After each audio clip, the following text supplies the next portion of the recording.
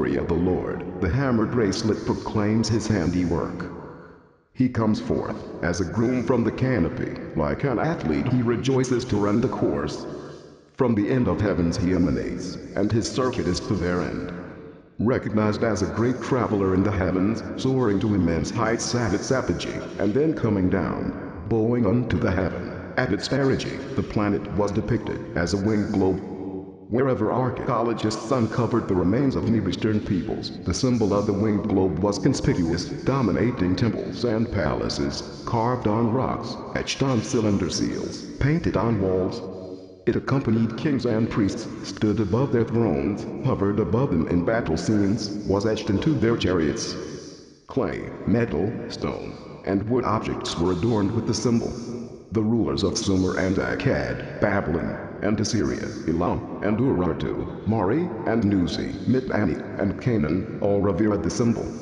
Hittite kings, Egyptian pharaohs, Persian shahs, all proclaimed the symbol, and what it stood for supreme. It remained so for millennia. Central to the religious beliefs and astronomy of the ancient world was the conviction that the 12th planet, the planet of the gods, remained within the solar system, and that its grand orbit returned it periodically to Earth's vicinity. The pictographic sign for the 12th planet, the planet of crossing, was a cross. This cuneiform sign, also Mentami and divine, evolved in the Semitic languages to the letter Tav, which meant the sign. Indeed, all the peoples of the ancient world considered the periodic ring of the 12th planet as a sign of upheavals, great changes, and new eras. The Mesopotamian text spoke of the planet's periodic appearance as an anticipated, predictable, and observable event. The great planet, at his appearance, dark red. The heaven he divides in half and stands as Nibiru. Many of the texts dealing with the planet's arrival were omen texts prophesying the effect the event would have upon Earth and mankind. R. Campbell Thompson reports of the magicians and astronomers of Nineveh and Babylon reproduced several such texts, which trace the progress of the planet as it ringed the station of Jupiter, and arrived at the point of crossing, Nibiru. When, from the station of Jupiter the planet passes towards the west, there will be a time of dwelling in security. Kindly peace will descend on the land. When from the station of Jupiter the planet increases in brilliancy, and then the zodiac of Cancer will become Nibiru, Akkad will overflow with plenty, the king of Akkad will grow powerful. When Nibiru culminates, the lands will dwell securely, hostile kings will be at peace, the gods will receive prayers and hear supplications. The Nibiru planet, however, was expected to cause rains and flooding, as its strong gravitational effects have been known to do. When the planet of the throne of heaven will grow brighter, there will be floods and rains.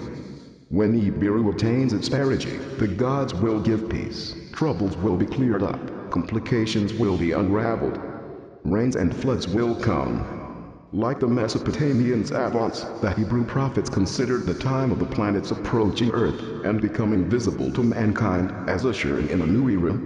The similarities between the Mesopotamian omens of peace and prosperity that would accompany the planet of the throne of heaven, and the biblical prophecies of the peace and justice that would settle upon Earth after the day of the Lord, can best be expressed in the words of Isaiah. And it shall come to pass at the end of days, the Lord shall judge among the nations, and shall rebuke many peoples. They shall beat their swords into plowshares, and their spears into pruning hooks. Nation shall not lift up sword against nation.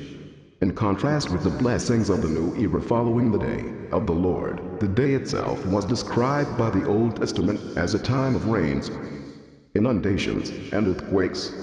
If we think of the biblical passages as referring, like their Mesopotamian counterparts, to the passage in Earth's vicinity of a large planet with a strong gravitational pull, the words of Isaiah can be plainly understood like the noise of a multitude in the mountains, a tumultuous noise, like of a great many people, of kingdoms of nations gathered together. It is the Lord of hosts, commanding a host to battle.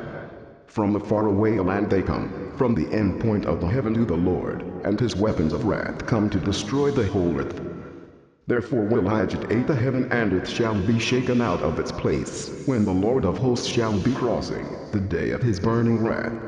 While on earth mountains shall melt, valleys shall be cleft, earth's axial spin would also be affected. The prophet Amos explicitly predicted, "It shall come to pass on that day, saith the Lord God, that I will cause the sun to go down at noon, and I will darken the earth in the midst of daytime," announcing, "Behold, the day of the Lord is come." The prophet Zechariah informed the people that this phenomenon of an arrested earth's spin around its own axis would last only one day, and it shall come to pass on that day, there shall be no light, uncommonly shall it freeze. And there shall be one day known to the Lord, which shall be neither day nor night, when at eventime there shall be light. On the day of the Lord, the prophet Joel said, "The sun and moon shall be darkened, the stars shall withdraw their radiance, the sun shall be turned into darkness, and the moon shall be as red blood."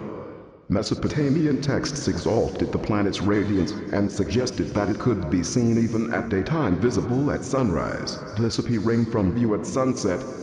A cylinder seal, found at Nibiru, depicts a group of plowmen looking up with thought as the 12th planet depicted with its cross symbol is visible in the skies. The ancient peoples not only expected the periodic arrival of the 12th planet, but also charted its advancing course. Various biblical passages, especially in Isaiah, Amos, and Job, relate the movement of the celestial Lord to various constellations. Alone he stretches out the heavens and treads upon the highest deep. He arrives at the great Horror, Orion, and Sirius, and the constellations of the south. Or, he smiles his face upon Taurus and Aries. From Taurus to Sagittarius he shall go. These verses describe a planet that not only spans the highest heavens, but also comes in from the south, and moves in a clockwise direction, just as we have deduced from the Mesopotamian data. Quite explicitly, the prophet Habakkuk stated, "The Lord from the south shall come, his glory shall fill the earth, and Venus shall be as light, its rays of the Lord given."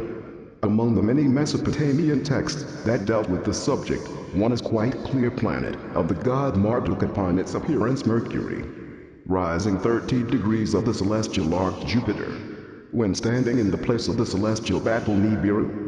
As the accompanying schematic chart illustrates, the above texts do not simply call the 12th planet by different names as scholars have assumed. They delimit her with the movements of the planet and the three crucial points at which its appearance can be observed and charted from Earth. The first opportunity to observe the 12th planet as its orbit brings it back to Earth's vicinity, then, was when IL aligned with Mercury point A, by our calculations, at an angle of 30 degrees to the imaginary celestial axis of Sun, Earth, perigee. Coming closer to Earth and thus appearing to rise farther in Earth's skies another 30 degrees. To be exact, the planet crossed the orbit of Jupiter UL point B, finally arriving at the place where the celestial light battle had taken place, the perigee, or the place of the crossing. The planet is Nibiru, point C, drawing an imaginary axis between Sun, Earth, and the perigee of Marduk's orbit. Observers on Earth first saw Marduk aligned with Mercury at a 30 angle point A. Progressing another 30, Marduk crossed the orbital path of Jupiter at point B. Then, at its perigee point C, Marduk reached the crossing back at the site of the celestial battle. It was closest to Earth, and began its orbit back to distant space. The anticipation of a day of the Lord in the ancient Mesopotamian and Hebrew rings, which were echoed in the New Testament's expectations of the coming of the kingship of heaven, was thus based on the actual experiences of Earth's people there witnessing the periodic return of the planet of kingship to Earth's vicinity. The planet's periodic appearance and disappearance from Earth's view confirms the assumption of its permanence in solar orbit. In this it acts like many comets. Some of the known comets, like Halley's Comet, which nears Earth every 75 years, disappeared from view for such long times that astronomers were hard-pressed to realize that they were seeing the same comet. Other comets have been seen only once in human memory, and are assumed to have orbital periods running into thousands of years. The comet Hypothetical, for example, first discovered in March 1973, came within 75 million miles of Earth in January 1974, and disappeared behind the Sun soon thereafter. Astronomers calculate it will reappear anywhere from 7,500 to 75,000 years in the future. Human familiarity with the 12th planet's periodic appearances and disappearances from view suggests that its orbital period is shorter than that calculated for Cahutek.